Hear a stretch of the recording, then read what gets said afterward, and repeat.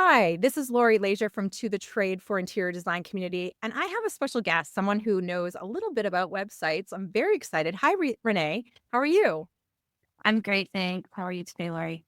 Wonderful. And I want to know, by the way, excuse me all for being in this hotel room. I'm at Vegas Market and trying to do all the things. So keeping up the podcast schedule, but also, doing all of the market things that we are doing for you back at home. But Renee, first tell me a little bit about your business. Different products to the interior design industry. So I have a little bit of an insider view of both kind of realms. And I also do have a background in interior design. I studied interior design in Montreal when I was living there in my earlier days. And I worked in the industry as well. I did a big redesign of restaurant in downtown Montreal right after I finished school that I oversaw and designed everything. And then after that, I also worked doing furniture design in a retail setting. Ooh. And then I also worked at an architecture firm as their in-house interior designer for a while. I feel like I have kind of a interesting viewpoint of lots of different sides of the industry. I also do have a background in business management and marketing, and I've been doing web design now for the last 5 years. And I really like to help businesses increase their sales and conversion rates with their websites and their digital marketing strategies. And so that's, yeah, what we're going to be talking about today. I love that because what a unique perspective. I have rarely seen someone who got into web development who originally was an interior designer who would have that foundational knowledge of what designers really need and what is working, what would work for them for digital marketing or for web development. So that's fantastic. That must give you an edge in the design field. Like you understand what their problems are. Yeah. So I've worked with lots of different types of businesses. When I got started, I was sort of, just working with, a very wide range of businesses. But I've decided in the last, I guess, year and a half or so that because I do have this background in interior design, I also have a real passion for design. I think that kind of comes into my web design creative side. But I have often thought, oh, maybe I should get back into interior design. But I feel like this is kind of like the perfect blend of doing the web design, helping these really interesting businesses, great designers to really kind of harness, the strengths in their business and to showcase that in the best way. And so I find that really fun and exciting. And it really is. I mean, because having that background knowledge of design, you would understand and then getting into digital marketing, which kind of goes hand in hand with web development, what Totally. it is a designer really needs and how to present that out there to the focus of getting clients, the focus of that, but managing the tech piece, which is always very difficult for a small business owner who wears so many hats. I mean, it's just kind of one of those things that falls off the burner, back burner when you are constantly running around to projects and managing people and managing products and expectations to think about sitting down and really digging into your SEO. That's a nightmare for designers because it's using a different part of their brain that they don't really want to implode, like, like the really tough tricks that they need to dig into. And it's just not something that they are familiar with. So they don't know the language of SEO. They don't probably understand what a slug is or metadata or all of the background information, the technical side of it, nor should they have to. They have a lot of technical information that they have to remember every single day. And so it's just very difficult for them because as small business owners, they have only so much space in their brain for this kind of thing, for the technology piece. And they're expected to know detailed information about how to do email marketing and, social media and marketing and finance and running a business and search, SOPs and all of the crazy things that go along with running a business. And I think that's why you see so many websites that just it's up and they never look at it again. They just think about like, why am I not getting clients? You know, from the website. It becomes more referral based, I think. We've asked the designers many times, and many of them will say, a large portion of their business comes from referrals. Yeah, and I just think, a lot of small business owners do try to DIY their business when they're starting out because maybe, they're investing money into other things, and that totally makes sense. But I feel like the importance of a website now is so different than it was, say, 10 years ago, where it really is the first place that people often find, more information about a designer. They really get to know a designer through a website. Social media can be okay for that, but with algorithms always changing and, audiences not necessarily seeing your posts, those types of things, your website really is where you can dive in deeper and really start to build that no trust like authority piece with your audience and to really be able to showcase what it is that you do in the best possible light and really dive into that. And you can dive into, we'll get into some of these things, but dive into who you are as a designer, what it is that you're, really providing for your client, what sets you apart, and really be able to like harness those projects that you're really proud of in a way that, really effective. So that plays into, the design of the website, but also those like keywords and the SEO and the way that you're talking about what, projects that you've done, the results that you created for your clients. So you can do that a little bit on social media, of course. You can tell those stories, but your website is really going to be that main hub where you are showcasing everything in a way that's going to make your ideal clients really want to work with you. And so that's really what I help I my love that. clients with. I really do love what you're saying and that's one of the reasons I was so excited to have you on the podcast because you and I speak the same language when it comes in terms of that. Because interior design community, if you don't know what the history, we originally started on Google Plus, and Mhm. recent news, you're hearing TikTok went away, TikTok came back, and if you are putting all of your eggs in one basket and building your authority, building your web presence on one social media platform, whatever that might be, it's a mistake because you don't own it. It is not yours, and it can change and it can go away. And that is the reality. I mean, we learned that the hard way, 10 years ago when Google Plus shut down and we had Right. 100,000 members on Google Plus and they were gone in a second. And we luckily kind of saw the writing on the wall when Google Plus or Google had their annual conference and they weren't mentioning Google Plus. We were like, okay, we've got to invest in other social media because our community is social based. But for designers, often because we came from the digital marketing side and giving advice to them often, I was back when we were on Google Plus saying, this is a great platform for you because you can put a link in, it's automatically indexed, you can build your authority through authorship, you can build all of these wonderful things for designers to build like their topic authority, which is interior design in their local area through connections and people they know that Google would know where to place their content. And it was great when it was going on, but now that it's no longer in effect, you still have all of those tools to utilize within your own website to build authority on Google, to build Google reviews, which I've constantly preached that because you should not leave that to House or any other website. You should have your own reviews on your own website through Mhm. Google or through any of the search methods because they don't leave you if that site shuts down. So, and you're really building up authority in where people are searching for you, which is much more important than a third party website. Wouldn't you agree? For sure. I think it's really important to be driving the audience to your own website and to really be able to capture those leads as much as possible. So that's where that digital marketing and the web design piece, it's like there's these pieces of the puzzle that you kind of want to have it all put together. Social media can be a great way to drive people to your website, but that's like you said, it's not something you can necessarily count on.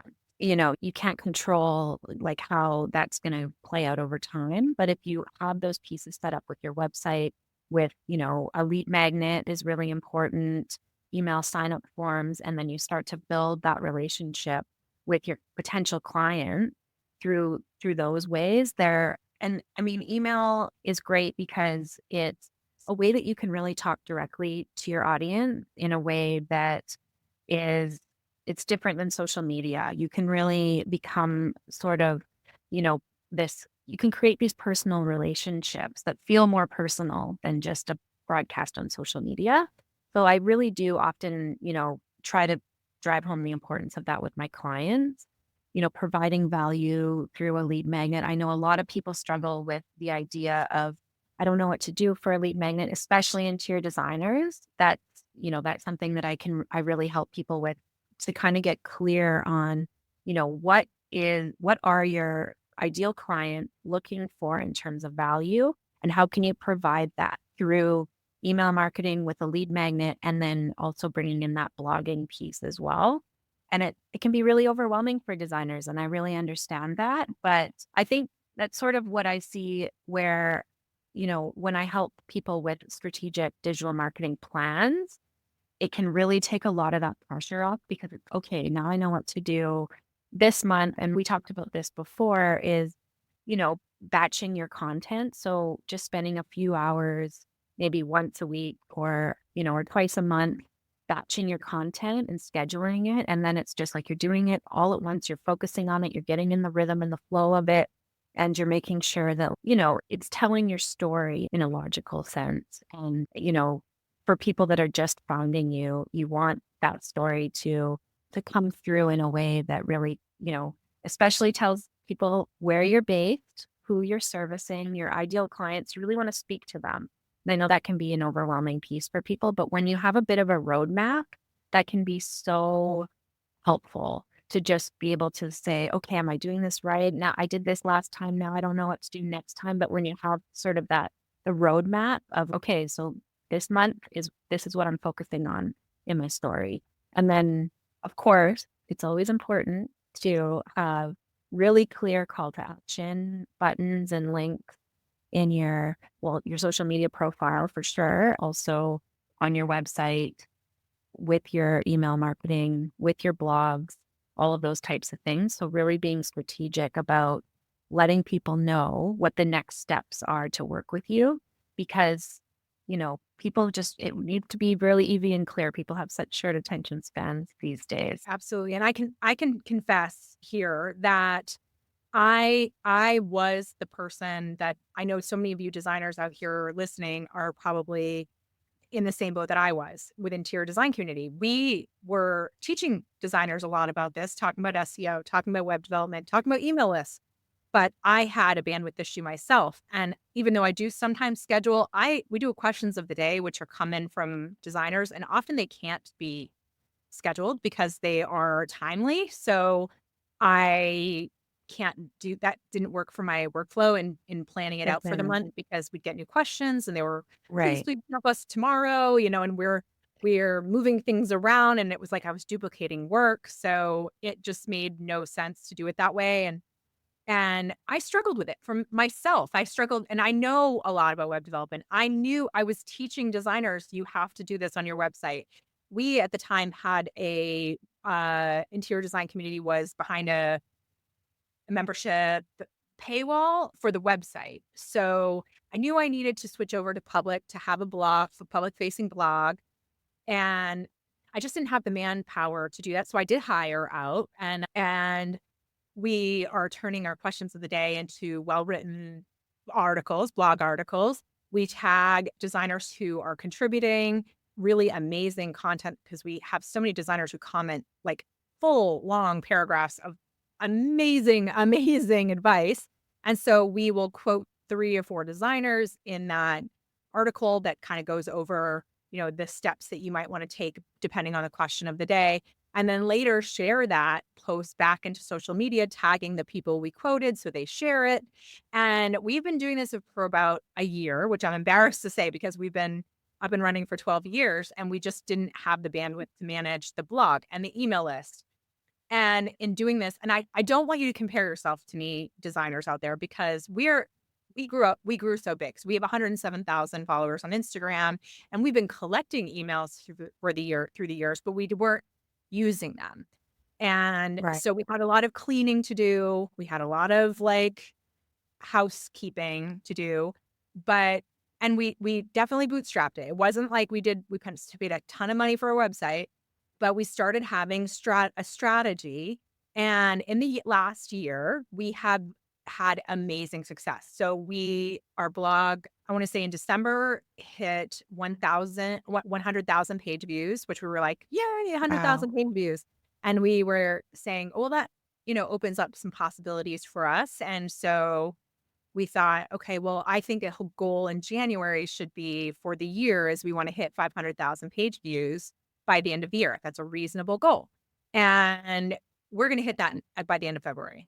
And the reason we're able to hit that is because we have a great combination of blogging and email marketing, because the email is what's driving the majority of our traffic.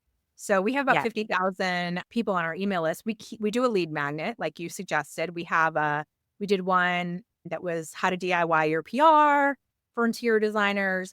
We did one on end of year business review, which was, great with John McClain, where we went over everything a designer really needs to think about when they're closing business and just review everything that you did. And then in January, we worked with Christina Pritchard, who she does social media for designers. And we did massive list of 300 frustrations, fears, and desires of an interior design client. Because I found Right. so many interior designers are struggling with what to do. What's the content supposed to be? So you have all these, sometimes they're often in this cycle where they want to talk about interior design, but on the level that they understand interior design. And so they're often accidentally marketing to each other, to other interior Right. designers, and not to their client, who is like, maybe their fears are, how long is this project going to take? How much money is it going to cost? Am I going to get in over my head? Am I going to be frustrated with my spouse? Like all of the things that anybody thinks Yeah. about when you're renovating a Yeah. house. And to really think about that from that perspective, like what it is they want. And I can tell you, we get, because we keep our content so specific to designers. We know designers. They're telling us their problems. We're reading the solutions that other designers have provided for 12 years. So we have collected so much information to back up what you were saying. Our lead magnets, our website, our social media marketing, all of those things play together, our email campaigns, and we're getting like 40% open rate and a 34% click through rate, because we Yeah, know that's them so awesome. well. It's unheard of in this industry. It's like 1% is the average, right, for click through, Yep. and Yep. we're ridiculous on our click through because we know our audience so well. But so did the designers. I mean, if you really had to sit down and think of it, I'm sure every designer could write down right now at least 20 problems that they know their clients have asked questions about. Like, how long does this take? How much money does this cost? Those are standard with everybody. But Totally. how do you find out my style?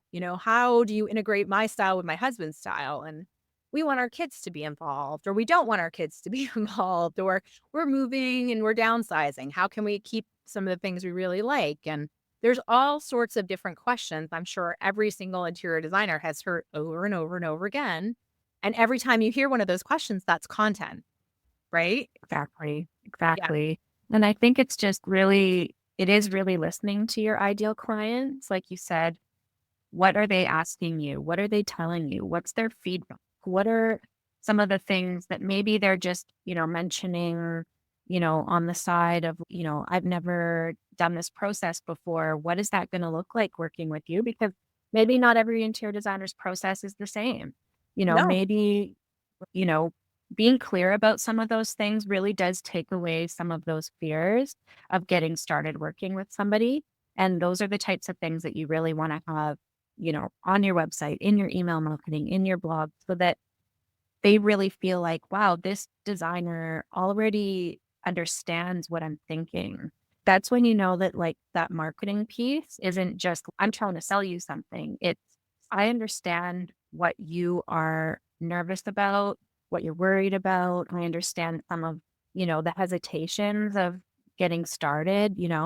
Is it going to, what if we jump on a call? Am I going to feel pressured to start right away? Some of those types of things, it's like when somebody feels like you understand them and you haven't even had a call together yet. You haven't talked directly one on one, but you're like, this person I can tell already understands what I'm thinking, what I'm going through. That's where you're building that relationship and nurturing it And before trust, you and even trust. and That's trust a and huge trust. part for designers because so many of Of them course. will tell me that their number one pet peeve is that clients don't trust them through the process. But I have to always ask back, well, what are you providing to them before they onboard that gives them that sense of security? You For know, sure. and that's a lot of times that it, somebody will be thinking about a renovation project or a new project for well over a year, 2 years before they actually start doing something. So you have a number of touch points before you onboard that could be building that trust for you. I think what you're saying, Definitely. spot on. You know, Thank you. wonderful. Thank you. And also the other side is, building that social proof, building the trust and authority. And that's through testimonial, like you were saying, Google reviews. And another way that that can be done is through collaborations with local businesses that have a similar audience, where maybe you do a spotlight on them on your blog and, maybe you interview them, like a local business that maybe is exactly, same ideal clients. You know that there a lot of people that you work with go to this place. Maybe it's a store, maybe it's a restaurant that has I amazing can design. I can give you a number of them. If I'll just rattle off real quick, I'm like the local steakhouse, the Mercedes dealership, the local private school, the anyone that services a luxury client. It could be an esthetician, it could be a specific hair salon, it could be a art gallery, it could be a, Okay. where are people spending disposable in the money in your area? You have to think of where do the luxury clients go? And you know what? I really use ChatGPT for this kind of research. It's Yeah, an easy for way to, sure. I live in X town. Give me 100 businesses that service high income earners in my area. And all of those people you should be following on Instagram. You should be creating content that where you could content share, link build, collaborate, Yeah, network, even in-person networking with those businesses. Sometimes those totally. business owners themselves could become clients of yours because they are successful in their business. So it's a really smart thing to do and not just concentrate on architects and real estate agents as a networking partner. There's a lot of different businesses in your area that service the luxury market and thinking about it in terms of that and and seasonal too. Like, I live in New Hampshire, so skiing is a fortune. I mean, it wasn't when I was a kid, but it is now. And you Yeah, can spend, $600 on a day of skiing today. And all of those mountains that are near me, they, service the luxury market. It's not expensive. It's very expensive to have a weekend away, skiing. And those, I know designers who are focusing on that market, anyone who has like a ski house, you know, and they're cleaning up, because they're doing that the same way. They're marketing toward that client. They understand that market and they've niched in and they're doing incredibly well. And I think every designer could be thinking about that in terms of where they are and what would be where people are spending, that disposable income for me within an hour and a half, 2 hours. I've got Cape Cod, I've got the mountains, I've got the seashore, with Portsmouth. And so, there's just lots of different businesses within an hour that I know if I were a designer, I could collaborate with those. They might be having a wine tasting at, some new hotel or a golf tournament or something else going on that is timely, that is interesting to your audience who want to live a certain lifestyle, because design is also linked to lifestyle, so hand in hand. of course. Your clients would want to know about because I don't want to know how do you finish drapery. That's boring to me. That's what you are geeking out about because a designer is very excited about new fabric and all of those kinds of things. Trends from High Point Market. As a client, I don't think their clients really care. They care because they're at High Point Market. They had so much fun.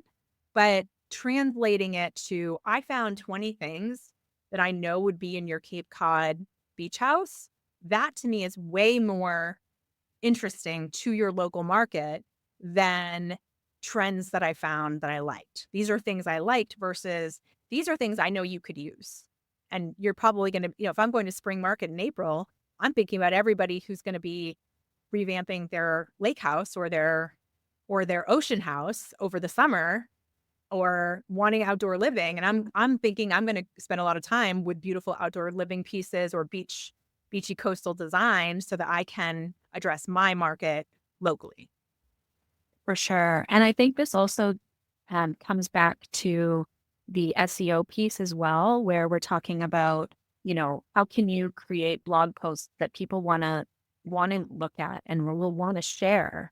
And, one of the things is like we're talking about right now, creating, a local guide to, a weekend away, or maybe a local's guide to a weekend in your area. And you're talking about those local businesses. You're, having, tagging them when you're sharing it on social media, then they're going to see it. They're going to share it. Then you have access to their audience. You have ways, you really want to have those call to actions in there too, so that people will, check out your website, check out your, your lead magnets or whatever. But those types of things that really does help with SEO. We talked about this before when we met, making it really clear, where are you located?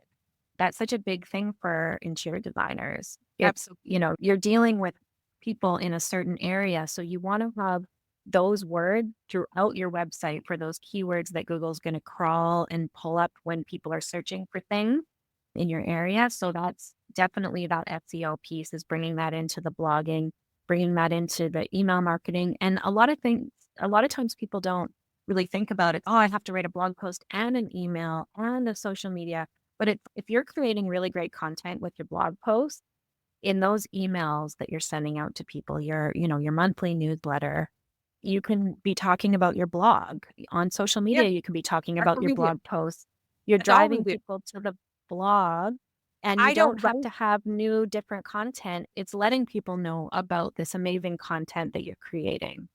Sure, I don't even create a newsletter per se. It's just this article and this art. I make it look like a fashion magazine because that's what I know I like and what I think designers Yeah, like.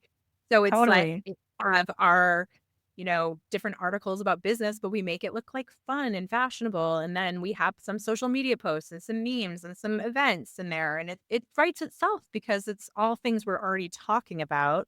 And you have so much seasonality built into a year anyway. Like, we're coming up on Valentine's Day. You could plan out the most Instagrammy fun, romantic, design friendly, evening for your local customers and clients. And so that they understand like which restaurants they should book and which ones have the best decor. And you can always angle things so that it is addressing your market, but you don't have to only talk about design. You really can talk about No. lifestyle because your client wasn't only interested in design. They were interested in, lifestyle. They wanted their lives to improve by design. They invested in it because they want beauty around them. So they love maybe art and they love culture and they love, some of them, or they love sports, or they love their other activities that they are enjoying that you would know. I want to dive in while we have 15 more minutes left. I want to dive into the anatomy of the website because so much Yeah. is could be improved. Let's talk about it from page to page as we go through an interior design website. Let's start homepage. What do you think designers get wrong on the homepage? Well, I think there's a lot of things, but obviously the visual design is going to be so important to clients that are looking for an interior designer. Having really professional photos of your best projects, the projects that you are the most proud of, obviously, and that are really your ideal client project, your ideal style, all of those things. You want to have amazing photos of those.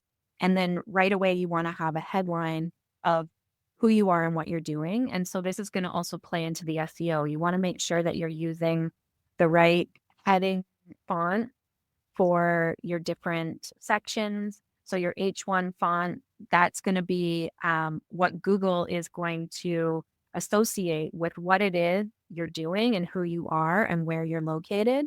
So having those those fonts in a way that's laid out so that right away you're saying, this is who I am and what I'm doing, and just some really impressive visuals, and making sure you have those buttons that go to your contact page very strategically placed throughout your homepage so that if somebody comes to your website and they are ready to hire you or hire somebody right away, it's very easy for them to see how they can get in contact with you, where you're located, and what you're doing.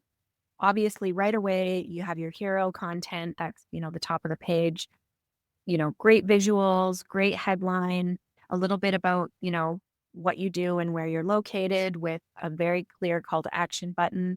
Below that, I would, showcase a portfolio picture with a link to be able to view your portfolio. So another really awesome professional photo of another project that you've done. I would try to vary the images of projects to really show like a range of what you're doing. I wouldn't just use all photos from one project on the homepage because you really want to give some visual dynamics to what you're doing.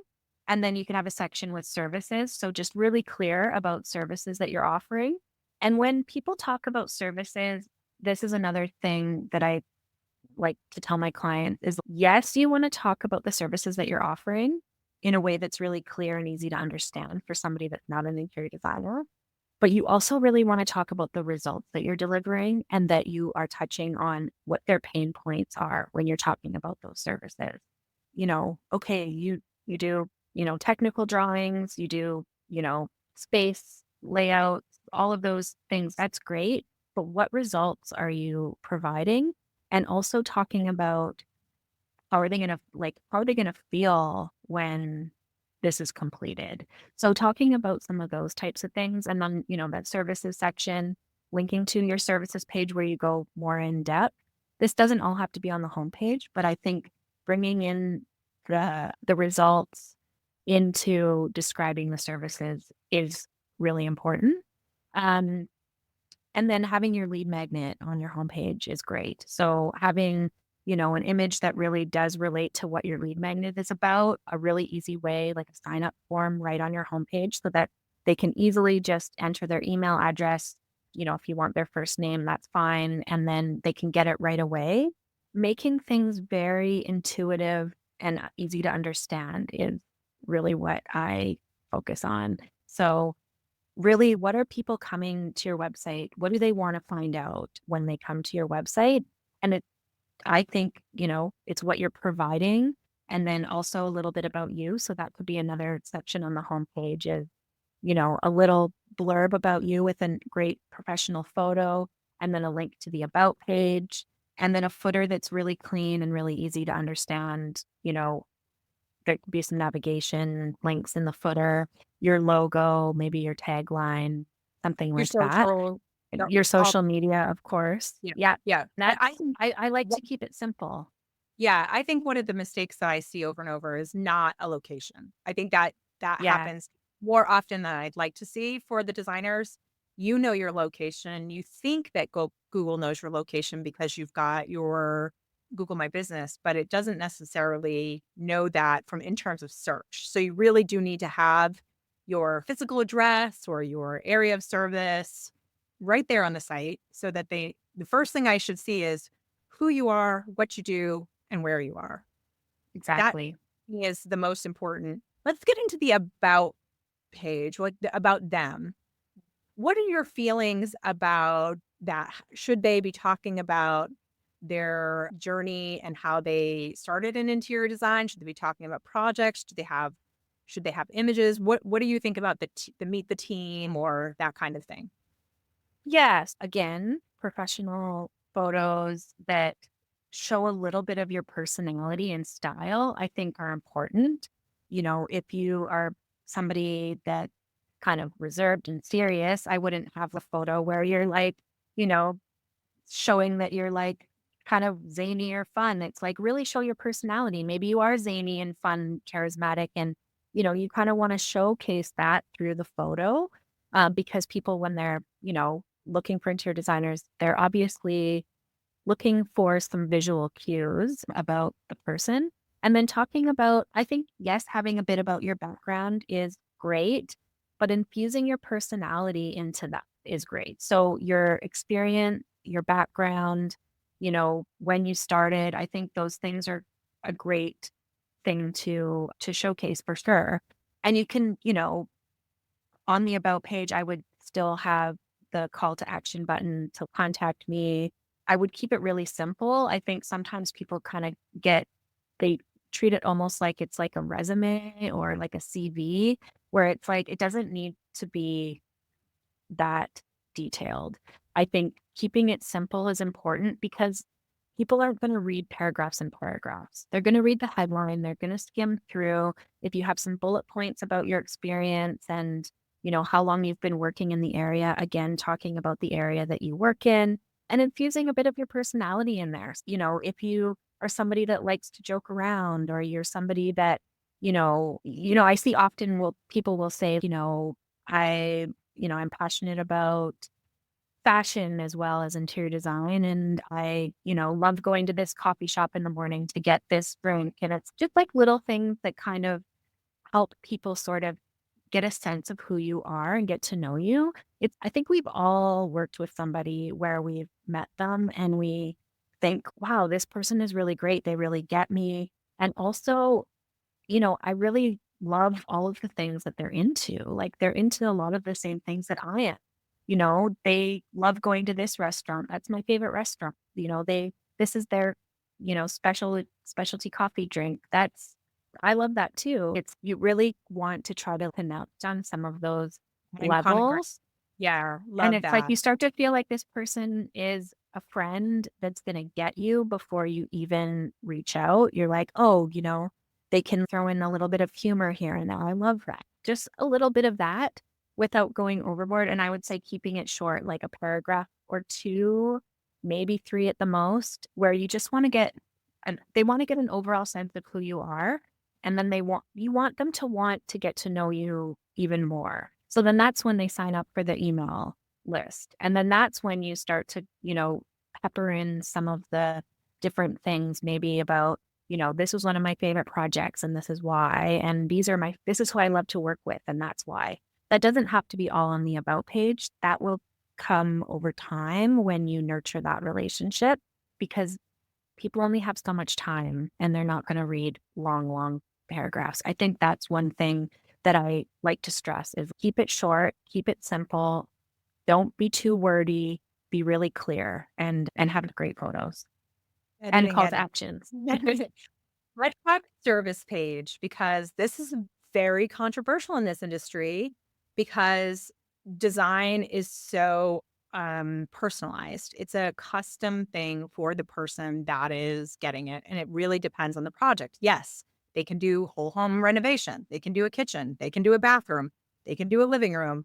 They can do color consultation. There's so many of them can do a number of different services and choose to do one or the other. But many, many designers, I would say the majority, they will take a lot of different kinds of projects. So Right. I think they're hesitant to write pricing. I think they're hesitant to write because it so depends on what the client's budget is. I mean, they could do a luxury kitchen that, and some designers are at a level where they're like, yeah, our kitchens are going to be $500,000. That's it. Yeah. That's what I do.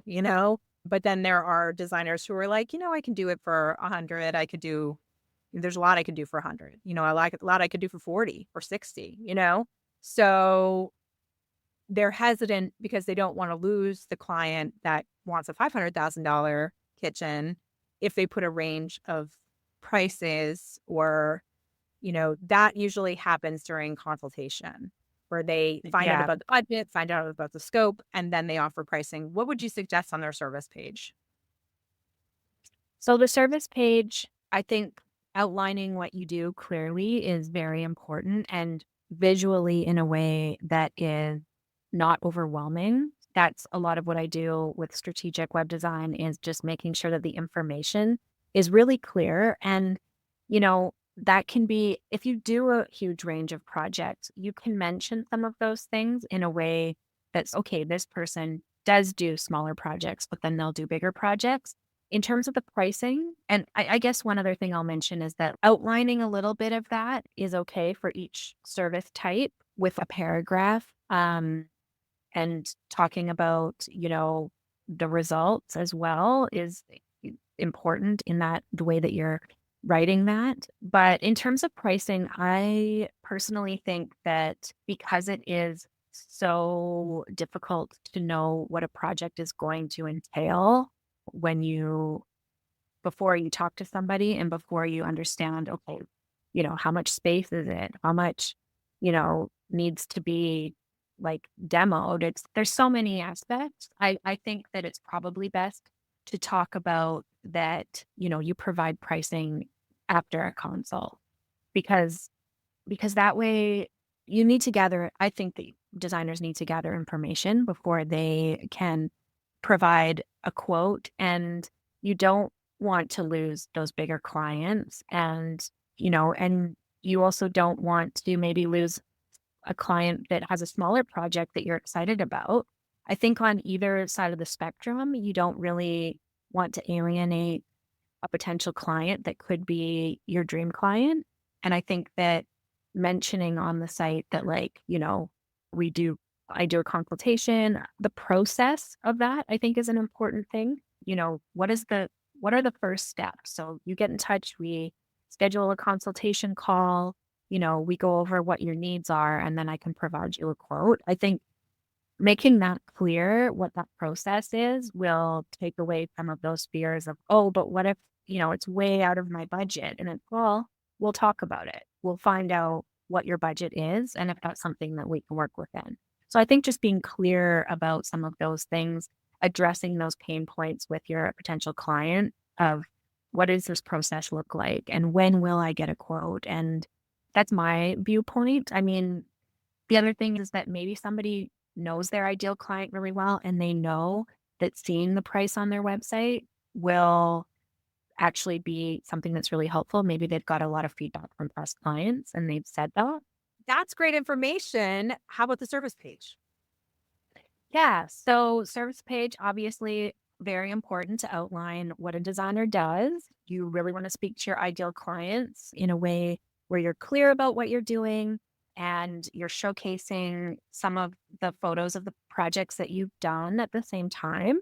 And I would just say, yeah, be really clear, concise about the services that you're offering. You really want to have some clear CTAs on that page, obviously, as well. And you also want to really talk about the results that you deliver within those services and have it be an easy way for people to say, okay, I really understand what this person is doing. I want to take the next steps, talking a little bit about the process of the next steps. So, once you book a consult call, we'll talk about what your project needs are, what you're looking for, and then, I'll provide you a quote. So I know that sometimes people aren't sure if they should, talk about their prices on the services page or not. Generally, I would say that you need to gather more information in a consult call before you can provide the pricing. And that kind of gets you away from alienating projects that are a bigger budget or a smaller budget because, you know, maybe you don't normally do smaller projects, but it's a client that you just absolutely love and want to work with and an exciting project. And maybe that's something that you would do, but you wouldn't like, Or necessarily business is or slow, advertise that. right? Or business are slow to that. I mean, I know a lot of designers right now because Exactly. of the economy, business is slow. Maybe a project that they wouldn't have taken a year ago, they're willing to take now because they need some projects in the pipeline. So And maybe it's alienating, going to be project. Sorry, go yeah, ahead. alienating people is never, what the designer wants to do, but they also want to attract the projects that they really want to do. They're easier for them to manage. Exactly. Yeah. And maybe Well, it's a project, like smaller project where it's going to be really great for your portfolio, which is the next thing that I think I would like to talk absolutely. about. Um, Portfolio. yeah, so linking to the portfolio from the services page can be really helpful. So like let's say you're doing kitchen renovations and bathroom renovations and full house renovation. you can have those services outlined with links to some of those projects that you really want people to see that are specific to those types of services.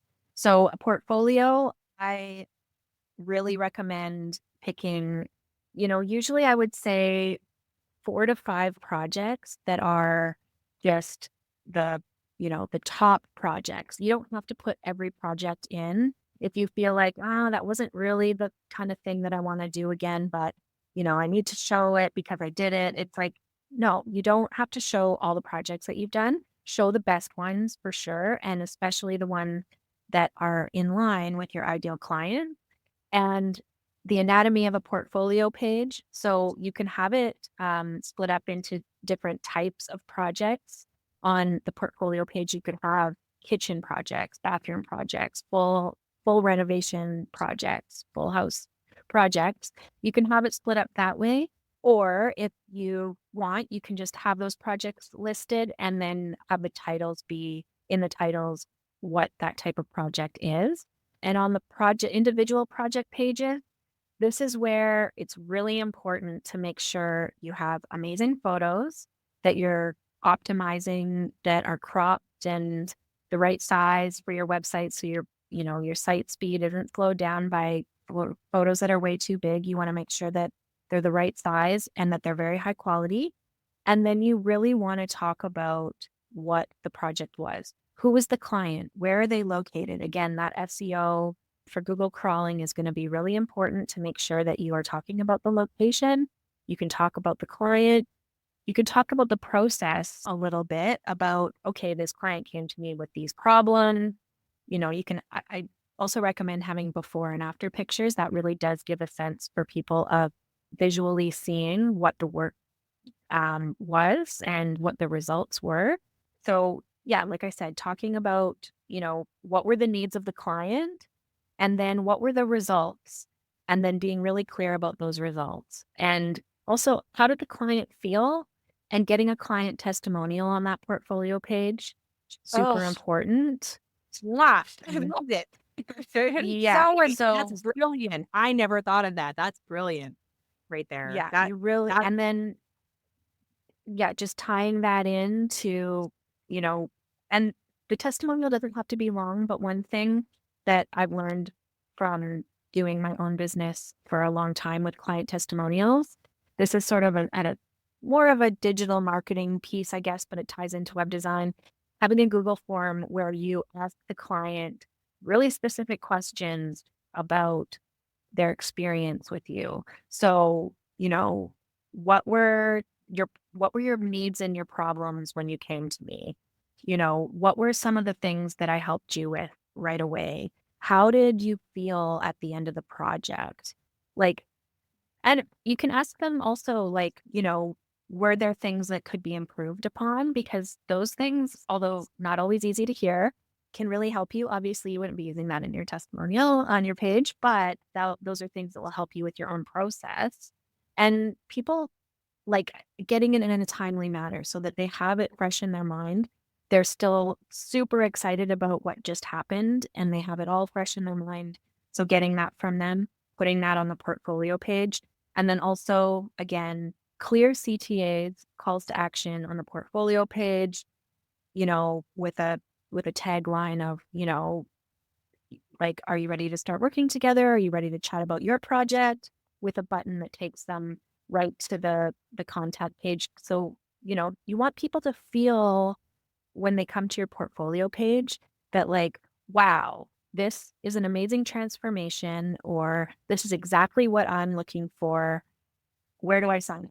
Like, where do I take the next steps? And some of those things you want to address the pain point, and then you want to have that social proof, building the trust and authority with those testimonials.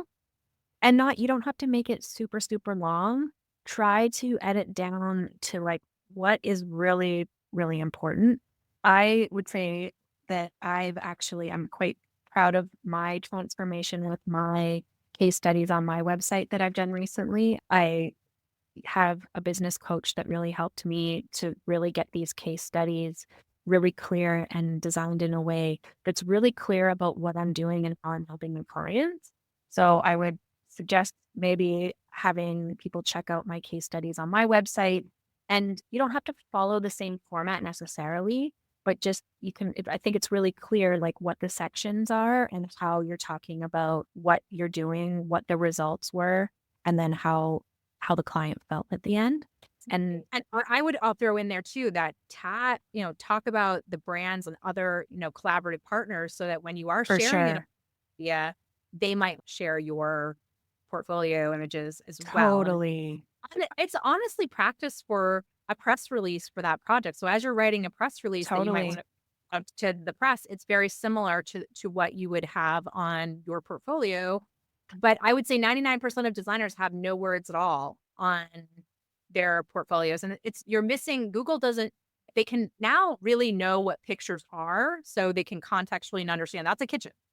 But they don't know what you did for that project. They can't say, okay, this is an interior designer who designed this kitchen. For all they know, you just took this picture through AI or this was just a friend of yours kitchen. And it has nothing to do with whether what you did for the project. So Google doesn't know how to place you as the designer. So if you're writing, Yeah. fully renovated this kitchen, I designed this kitchen, it's telling Google I designed this. So you need those words, right? Yeah, and you also want potential client to know what you did. Sure. So All right. you want Yeah. everybody to know what you did. But yes, for the SEO piece, also another part of that is making sure that you're using those alt text for images to talk about the like what you did and the location again. That's going to help with that SEO piece as well. But I also, yeah, I love the idea of tagging in talking about the brands that you've used. So, what paint company did you use? What wallpaper company did you use? What furniture company did you use? Because you can send that to them and you can post it on social media and tag them, and they're likely to repost it or share that with their audience. That's free content for them. Everybody wants an easy way to share free content that's going to make Yep. you look good. So, those are some of the ways that you can utilize that. That's awesome. And then, well, last, you've already sort of touched on this, but we'll talk with the blog. They do need a blog, correct? Yes. I would say, your blog is where you're really pulling in the SEO and those keywords. It makes it a really easy way to drive people to your website when you share those blog posts on social media and with your email marketing. That's your content there. So you're driving people back to the website. You're using those, important keywords such as location, the types of services that you're doing. And then that's where you can also bring in that magic with those other local businesses and different collabs where you can get people to share your content and reach their audiences. That's a really great way to look at the marketing process in terms of, how can I collab with a local business that has, a lot of their audience is who I'm looking for. And yeah, Do I you think have a definitely having a suggestion? blog. Do you have a suggestion on how often you should blog? Is it 1 to 2 times a week, 1 to 2 times a month? What I is your would suggestion? say my suggestion is twice a month is, I think, reasonable and sustainable amount. If it's once a month, that's all you have the bandwidth for. That's that's better than nothing. But I would say twice a month would be the ideal. And then, you can send out newsletters either on both of those twice a month or pick one of them, or you can mention both of them in your blog, in your email marketing. But it's just it's providing enough content that that SEO piece really will come through if you're doing it twice a month and you're utilizing the keywords of who you are, what you're doing, your services that you're offering, and your location. Location, location, location. So important, especially for people that are offering in person services. That's something you really want to mention, in all your blog posts, on your website, on every page, and also your page, your meta descriptions for your pages, mentioning the locations, mentioning who you are, what you're doing, really important. So, And I will tell you, even if you are a designer who dreams up or has done international projects or projects all over the country, still focus on your local market because that's for sure. 90% of what you're doing. So keep your location information local to you where you actually live.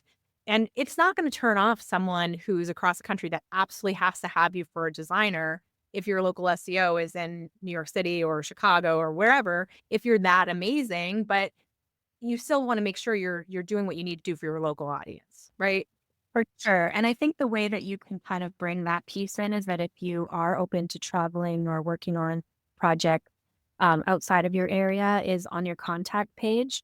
You can say, I live and work in this place, but I also work with clients nationally, internationally, globally. If you want to, on the contact page, that can be where they can get an indication, okay, so they're based here. That's where they primarily service their client, but they are willing to travel for the right project. So Well, thank you so much, Renee. This has been so informative. I know our designers are going to be so excited. I'm going to make sure that you all have her links so you can go check her out.